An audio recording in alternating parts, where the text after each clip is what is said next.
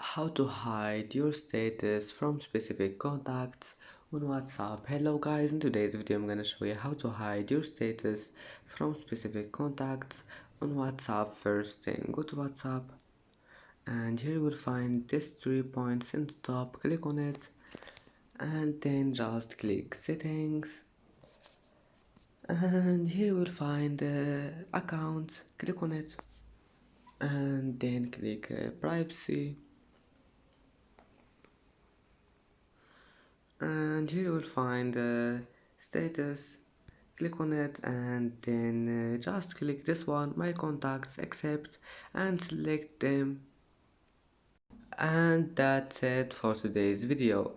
If you like this video, don't forget like and subscribe, and thank you for watching this video until the end.